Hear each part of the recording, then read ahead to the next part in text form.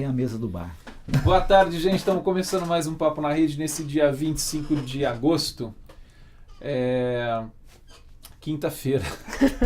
Quinta-feira, após a Olimpíada aqui no Brasil. Estamos ao vivo diretamente aqui do estúdio do Koinonia Online. O Daniel Shaw está transmitindo esse programa para você poder assistir. Depois ele vai ficar disponível na internet, seja no site aqui do Koinonia, onde você também tem os programas do João Alexandre, você pode ver, e lá no YouTube. Tá bom? Se você estiver vendo ao vivo, você pode participar, manda seu e-mail, a gente vai ler, vai interagir com você. 269. E aí programa 269 esse. Sabe lá? Dizem que quem sabe faz ao vivo. A gente está aprendendo. E aí você participa nessa tarde, uma conversa muito legal que a gente vai ter com a Karen Bomilcar, que está aqui essa tarde. Obrigado por ter vindo, Karen. Bom ter você com a gente. Obrigada. Muito bom. Né?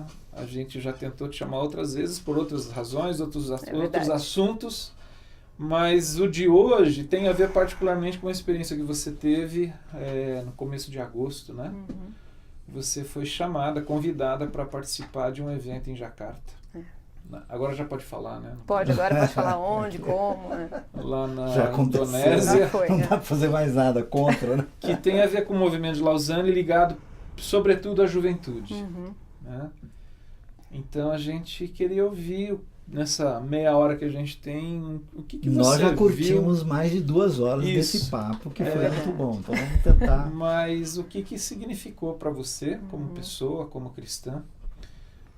Mas também para você nessa sua juventude, nesse tempo que a gente vive, que você percebeu. Então, bom ter você aqui com a gente. Obrigada. E antes faz aquele passe histórico, né, do movimento de Lausanne para... Do que estamos falando quando a gente fala de algo ligado ao movimento de Lausanne. Tá. Aproveitar. Bom, o movimento de Lausanne, como a própria palavra diz, é um movimento, né? Que surgiu na década de 70 com o Billy Graham, com o John Stott, um movimento visando a questão da evangelização global. Né? E foi ali, naquele ano de 74, que teve um encontro muito grande, considerado o maior encontro mais representativo, talvez, do mundo, das diferentes denominações, né, cristãs. Desse tempo, né, da era cristã. Desse tempo. 74. 74, E lá foi gerado o Pacto de Lausanne, foi na Suíça, em Lausanne. E de lá para cá, vários outros encontros foram acontecendo, o movimento continuou pelo mundo inteiro, diferentes pessoas coordenando, né?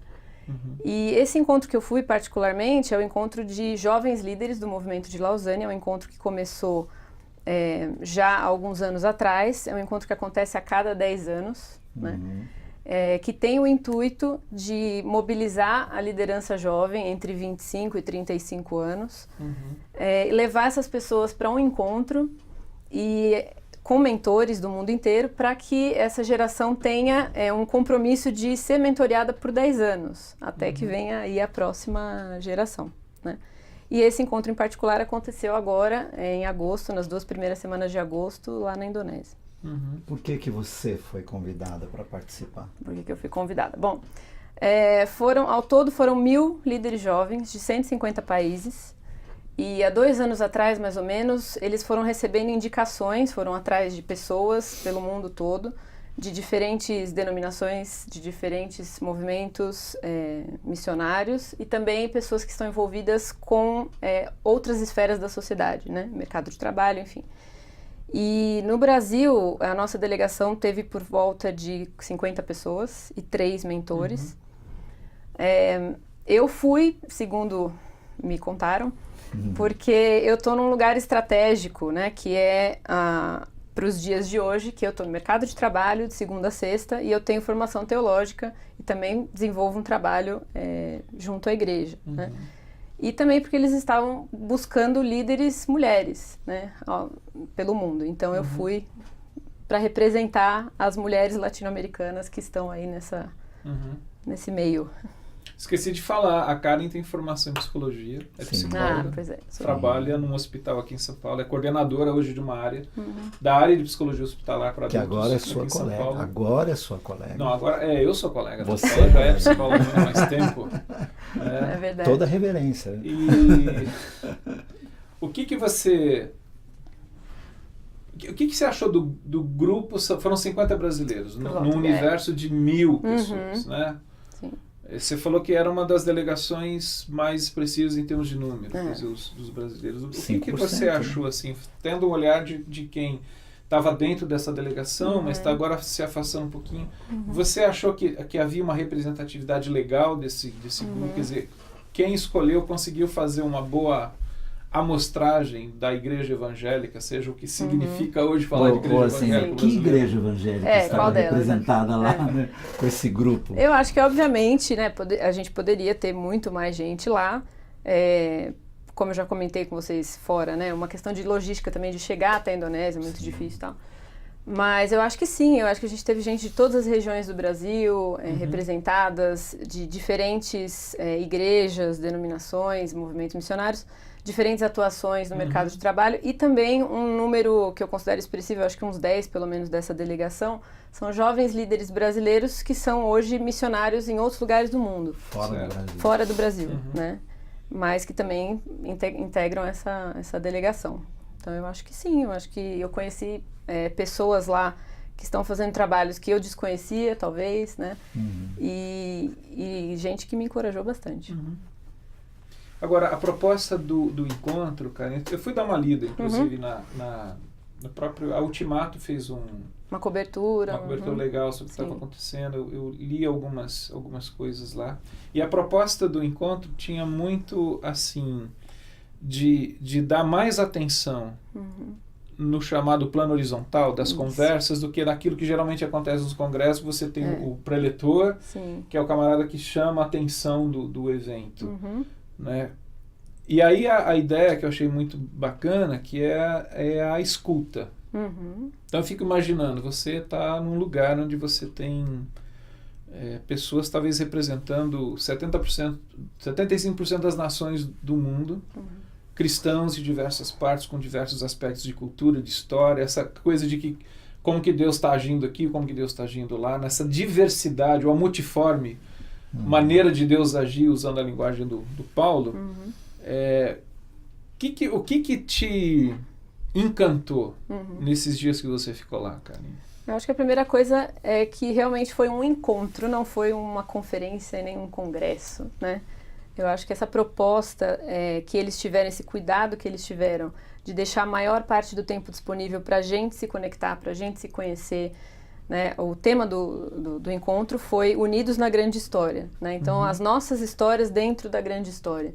Então, a gente teve tempo, todos os dias, de sentar em pequenos grupos que foram estabelecidos, com representantes de diferentes lugares, para escutar a história do outro, né? E eu acho que isso, imagina, quantos congressos a gente consegue fazer isso? A gente está tão ocupado em programação, que é importante, tem seu lugar, mas eu acho que isso que me encantou mais, né? Você poder sentar, ouvir a história do outro, se emocionar com a história do outro, ver a ação de Deus na história do outro, né?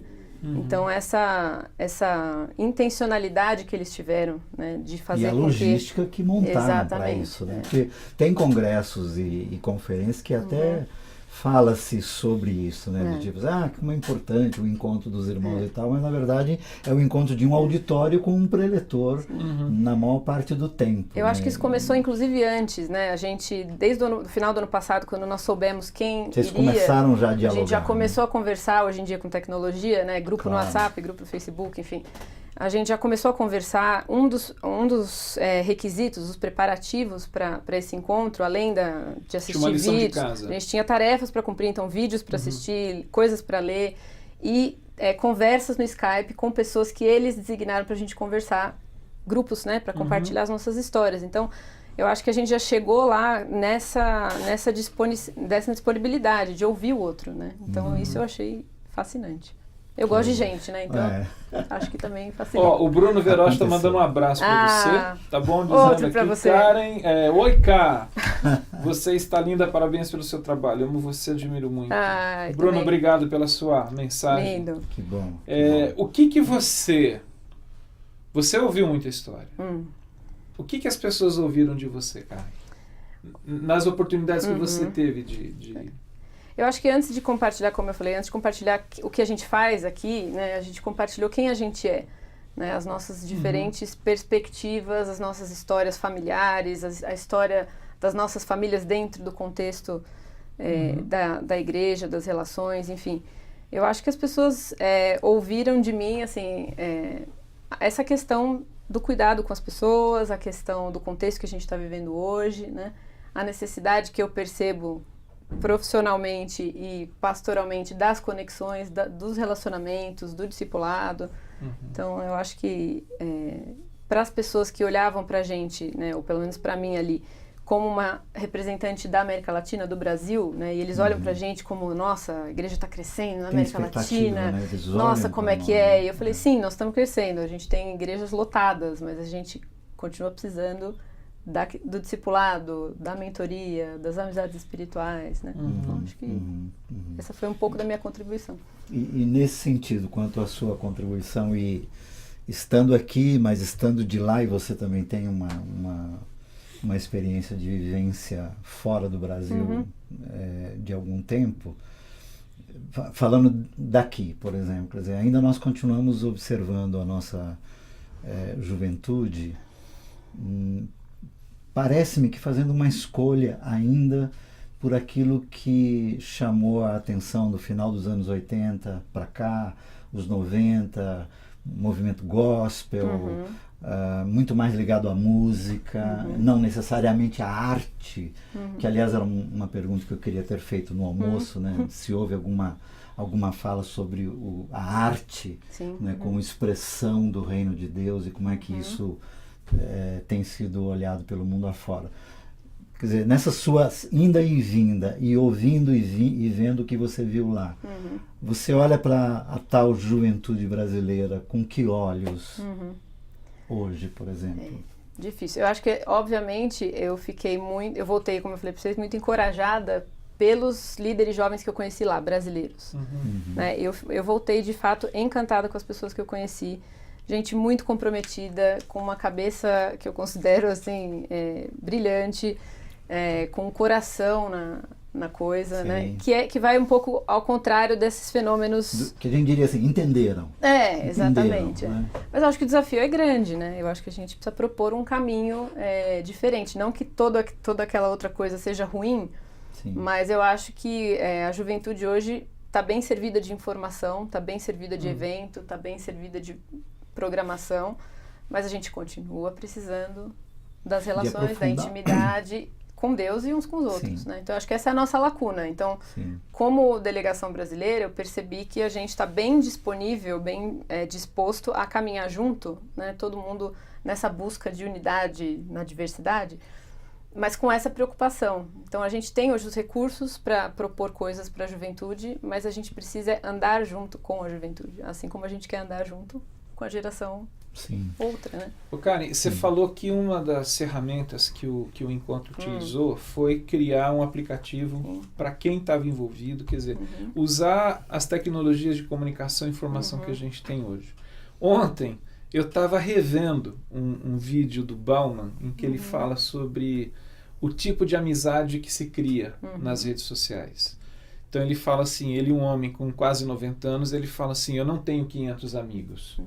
E eu vejo assim, os jovens hoje dizendo que tem 3.000 amigos nas redes sociais. Então ele fala assim, o que eu chamo de amigo não é a mesma coisa que esse jovem chama de amigo. E em resumo, o que ele está falando nesse vídeo é assim, nós precisamos ultrapassar, ir para além desses encontros virtuais e ter um encontro pessoal, que é quando a gente pode criar vínculo. E aquele amigo, que ele inclusive é descartável, né, porque se eu não gosto dele, eu posso banir ele da minha rede social sem ele perceber, diferente de uma relação pessoal. Né? Aí, você considera, pensando em termos da juventude hoje, ela é bem informada, ela tem acesso a conteúdos que são muito bons, inclusive o Papo na Rede, por exemplo. Mas você acha que esse é um dos grandes desafios, quer dizer, a juventude transcender o ambiente virtual e ter esse contato não rápido e breve, mas de uma caminhada, aquilo que a gente chama de uma caminhada, face a face, em que a gente pode interagir mais, a minha vida é assim que eu vivo, é assim que eu procuro viver a realidade do reino na minha vida. Você acha que esse é se não o maior dos desafios para a juventude hoje? Acho que esse é um dos grandes desafios. Inclusive, eu penso que hoje uma das coisas mais contraculturais que a gente pode fazer é desenvolver relacionamentos profundos de amizade, né? É você conseguir transpor isso para o redor da mesa, né? Você chamar alguém para sua casa hoje e falar, venha, fique aqui comigo, não tem hora, né? Pode conversar, pode falar. Ao invés de me mandar uma mensagem, isso para as pessoas poxa vida, né?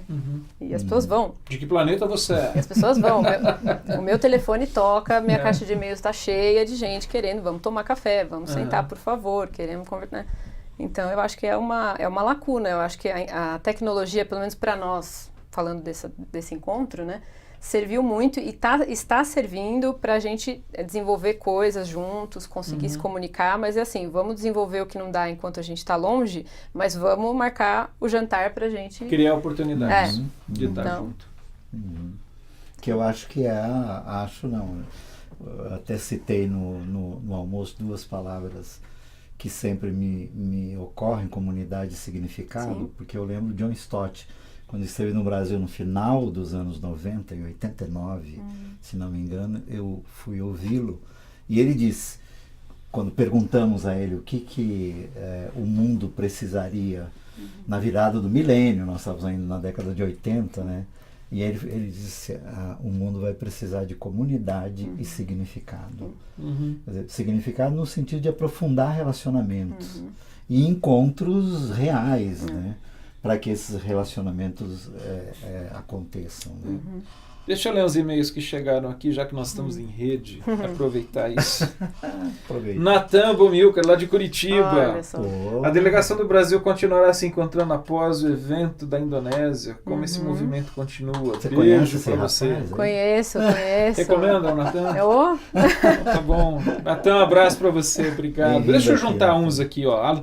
A Suzy, de Vinhedo. Beijo pra você, Suzy. Caroca, acompanhei e orei por você e pelos queridos que estiveram em Jacarta. Eu, como representante da Old School, vibro e torço por vocês, nova geração. O que você espera de nós? Uma coisa interessante essa sua pergunta, Suzy. Tem a ver com essa coisa da mentoria. Exato. Vamos falar sobre isso. E a Sônia Pesato aqui dizendo parabéns, Karen, excelente entrevista. Beijo pra tia Suzy. Beijo pra tia Suzy. Juntar mais um que chegou aí, você arremata, porque chegaram quase de uma vez. O Johnny Nonato aqui da Vila Formosa. Boa tarde, povo bonito. A vida de vocês nos inspira a viver esse evangelho de forma compromissada. Pergunto, quando falamos de missões, sempre linkamos pregar para outras pessoas fora do Brasil, mas por que não há uma preocupação com nossos vizinhos e etc? Será que a igreja não deveria se preparar para isso? Algumas considerações aí, sobretudo da Suzy. O que vocês esperam de uma geração mais cabelos brancos? A do Natan sobre essa continuidade e sobre talvez esse senso de missão. Você acha? Se você percebeu que está havendo uma compreensão mais ampla do significado da missão. Deixa eu dar Suzy para o final, porque aí você já fala dessa coisa da mentoria para a próxima geração. Então, que acho que é respondendo a do Natan, né? Eu acho que a delegação brasileira continua conversando, a gente continua, desde que a gente voltou, a gente se fala diariamente, troca experiências, cada um conta como é que está sendo compartilhado na volta e tal. Mas enquanto a gente estava lá, nós fizemos algumas reuniões, o encontro promoveu esses encontros regionais, então Brasil, América Latina e tal, e nós conversamos sobre isso e nós apontamos algumas pessoas dentro do nosso grupo que ficariam responsáveis para dar uma continuidade, né, liderar a continuidade da conversa, né, promover outras oportunidades de encontro e projetos juntos que a gente possa fazer aqui, né? Então isso continua, nós continuamos, apesar de estarmos em lugares diferentes, né? Uma das coisas que eu acho que acontece, só mencionando uma delas, o Vocari, que é um encontro que aconteceu esse ano em abril, vai acontecer ano que vem de novo, na 3ª edição eu acho, que é um encontro que reúne algumas lideranças de lideranças jovens, né, de diferentes movimentos e tal, que já tem tentado fazer esse processo de trabalhar junto, né? Então, algumas dessas pessoas estavam lá, então a gente dá continuidade, mas sim, a conversa continua e a caminhada também, né? A outra pergunta... Sobre essa questão da missão, né? Que está falando assim, quando a gente fala em missão, ainda a gente pensa muito no que era chamada missão transcultural, missão para fora. Eu acho que uma das questões do movimento de Lausanne é isso, né? O evangelho todo para todas as esferas da sociedade. Então, teve uma preocupação da organização desse encontro de trazer pessoas das diferentes esferas da sociedade aqui, né, da cidade, enfim. Lausanne tem muitas redes que se comunicam por temas, por interesse e tudo mais. E uma dessas redes, eu acho que tem a ver, né, com essa questão da missão específica para quem fica, né, para os nossos projetos aqui e tal. Então, eu acho que... Não são poucos. Mas eu acho que a coisa já mudou, a conversa já mudou, né? E, ao mesmo tempo, a gente ainda pensa a missão transcultural. Hoje é um momento em que o Brasil envia muito missionário, missionário, tanto para agências missionárias ou igrejas, plantação de igrejas, mas muitos missionários como profissionais. Né? A gente está nesse momento em que as pessoas estão entrando em lugares que não conseguiriam entrar de outra maneira. Como missionário, exatamente, como pastor, enfim. com formação, exatamente. Então, as pessoas estão entrando nesses lugares assim. Mas eu percebo que tem uma preocupação, que a gente tem conversado sobre isso, né? Então... Você acha que a sua geração e a geração mais nova, ela está mais amadurecida nesse conceito do que a gente chama de uma missão integral, em termos assim, de que o evangelho todo, para o homem todo, a gente poderia acrescentar o tempo todo, quer dizer, não é só em determinado momento, em determinado lugar, mas é a vida vivida no poder do Espírito para que se anuncie através do viver e através do falar quem é Jesus de Nazaré. Eu acho que a geração anterior já discutiu muito esse tema, né? Já ensinou muito sobre isso, e a que está agora chegando já tem um pouco mais dessa visão, né? Já entende que, poxa, eu tô no meu trabalho, é aqui no meu trabalho, no contexto. Você acha que, é só para, assim, você acha que isso mudou mesmo, assim, de não ter aquela coisa de eu preciso trabalhar para Jesus, mas lá na igreja não tem espaço, aquela ideia de eu só trabalho para Jesus na igreja. Só estou trabalhando para o reino na igreja, num horário, num local e desempenhando uma tarefa. Você acha que isso está mudando? Está mudando? Eu acho que está mudando. Está mudando, e a gente precisa tomar um outro cuidado aqui, na minha opinião, né? Que é o cuidado de também entender que a missão transcultural precisa acontecer, né? Porque senão a gente é muito radical, né? Pendular, né? A gente sai de um lado, sai de um lado e vai pro outro. Então a gente precisa se preocupar com isso, porque eu percebo, eu tenho pessoas da minha faixa etária que tem esse desejo, que tem esse chamado, e a igreja não responde, a igreja não envia, né? A igreja fala, não, mas fica aqui, faz outra... Não, mas espera aí, envia, né? Então acho que tem essas questões acontecendo. De forma equilibrada. Vai para o que a Suzy lembrou, que eu acho que é importante. Sim, uma das coisas que nós conversamos muito lá, e eu já vinha conversando aqui com algumas pessoas, é essa questão da mentoria, né?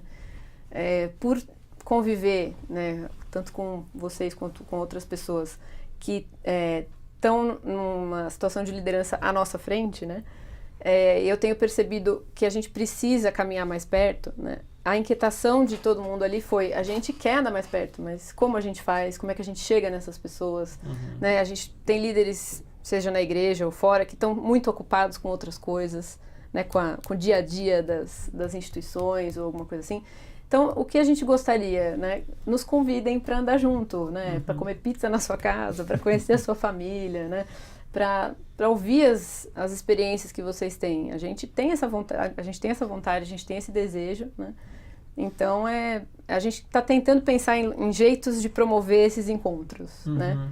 E de dar passos também na direção, porque eu acho importante. Então, por favor, estejam disponíveis. Chame-nos para a mesa da comunhão. Exatamente. Pode ser da padaria, a gente vai. Bom, nosso convite. Deixa eu fazer uma pergunta inversa da Suzy, não contrária, mas inversa. O que uma geração mais velha pode esperar, não como cobrança, mas agora uma expectativa saudável, com base naquilo que você vivenciou aqueles dias que você ficou em Jakarta, Karen, dessa geração? Porque tem uma coisa que a gente, até no contexto da nossa comunidade, a gente tem que procurar trabalhar e lembrar bastante, que é o seguinte: nós somos cristãos hoje no sentido de sermos discípulos de Jesus, e tentando não ser só nominalmente, porque alguém entregou a nós o Evangelho. É compreender isso, quer dizer, a gente não nasceu, claro. Nós somos uma geração de cristãos porque alguém passou à frente, né? Então, essa compreensão, quando a gente vê uma geração mais nova, eu acho que um cristão responsável, ele tem essa genuína preocupação. Então, a pergunta que eu faço não é com um peso, mas assim, então, com base naquilo que você viu, o que a gente pode esperar, assim, o que você vê que está brotando dessa geração nova, que renova a sua, mas também a esperança da geração anterior?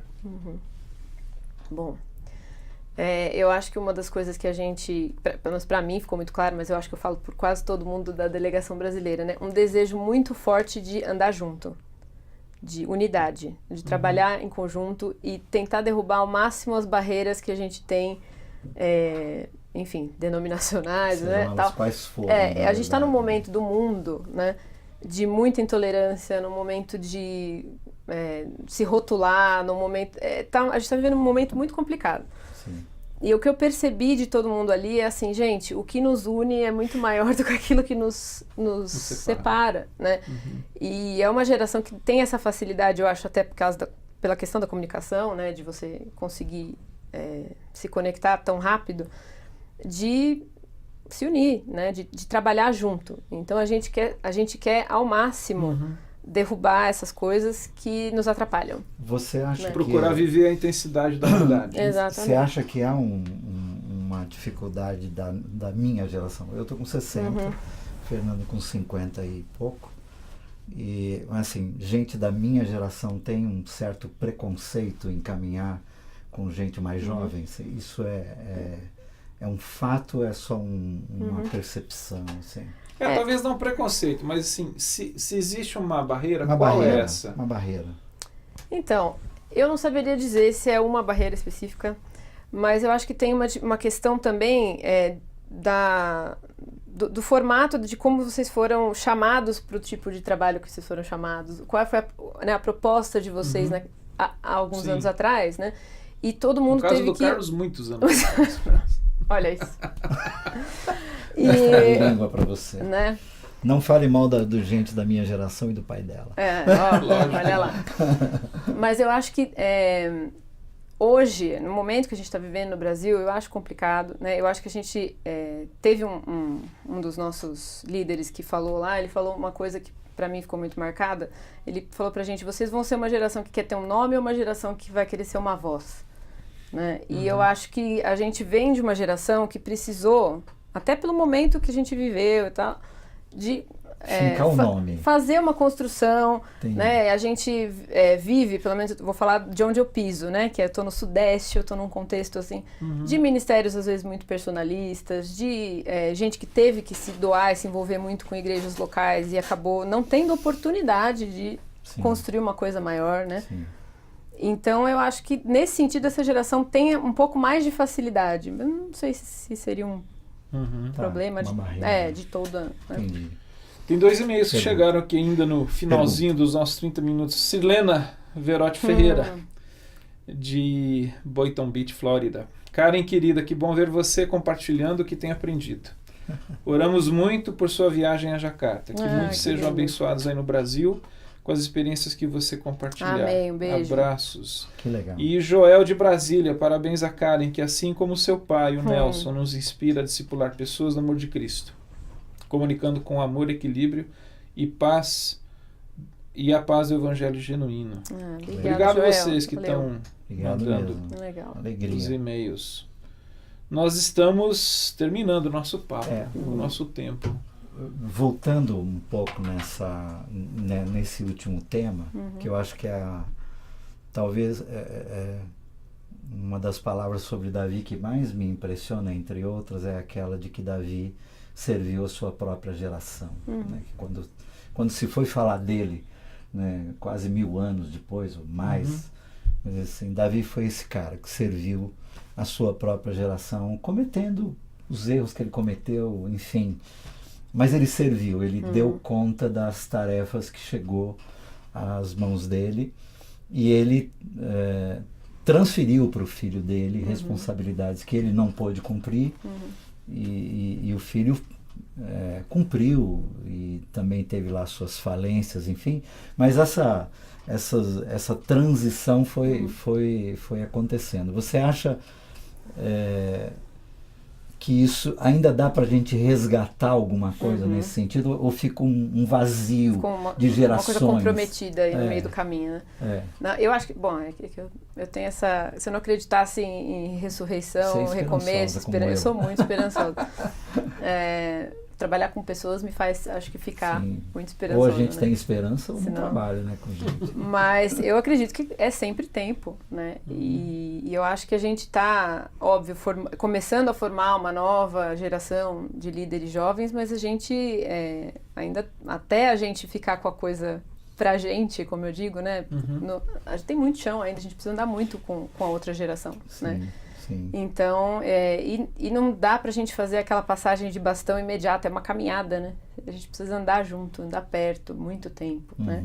Então, eu acho que hoje no nosso contexto nós precisamos de homens e mulheres, líderes que andem com a gente, né? Essa foi, como eu já comentei... Que abram suas agendas. Que abram suas agendas, exatamente. E a gente também, né? Eu acho que se disponibilizar para essa caminhada, né? Não é só uma responsabilidade da outra geração. E como eu falei para vocês, eu acho que esse encontro foi muito significativo para mim, porque ele foi muito representativo do que está acontecendo hoje no mundo, né?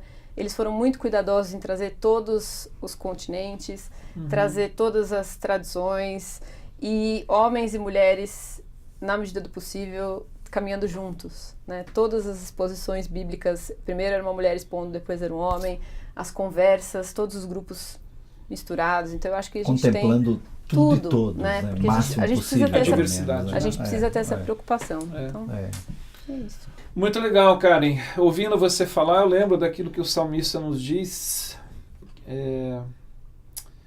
daquilo que os nossos pais nos transmitiram, a gente não vai ocultar e vai transmitir às futuras gerações. Eu acho que esse é o compromisso da igreja. E que não haja, como lá em Juízes, né, que não haja uma geração que não conheça o Senhor por conta da negligência das gerações anteriores, né? É um cuidado que a gente precisa ter, né? Mas é isso. E obrigado por você ter vindo aqui. Eu que agradeço. Obrigada. Nossa, a gente se sente demasiadamente disponibilizar a sua agenda, né? E a gente fica feliz assim por você ter sido uma das pessoas escolhidas. A gente conhece você, a gente conhece a sua família, um pouco da sua história. E eu acho que quem fez a seleção lá, a equipe, enfim... Fez bem em escolher. Fez bem. E você está no meio desses 50, enfim, eu acho que enriquece. Você foi enriquecida e eu acho que você enriqueceu esse grupo. Obrigada, gente. E obrigado por compartilhar aqui. Esse programa fica disponível para você ver e eu acho que ouvi-lo, eu acho que tem essa questão de renovar a esperança no fato da ressurreição, como você acabou de falar. Né? E de que Deus está em missão nesse mundo, nos convidando para participar do que Ele está fazendo, que a gente às vezes não tem ideia. Pois é. E eu acho que você teve a oportunidade de ouvir histórias lá inimagináveis. Né? Estou à disposição para ir compartilhando, porque são muitas, a gente acabou de chegar. Ele não perdeu o controle, né? Não. E nem a paciência, né? Assim, nem que bom. Conosco. Exatamente. Que Mas bom. Obrigado, cara. Obrigado, vocês que mandaram e-mail, obrigado gente. Pela participação. Obrigado Sempre pelos enriquece, é muito e-mails, bom. Que bom. Então tá bom. Daniel Choi, obrigado pelo seu carinho, Sempre, sua generosidade. Daniel. Tá bom? Até a próxima quinta-feira, pessoal. Tchau, gente. Tchau. Beijo.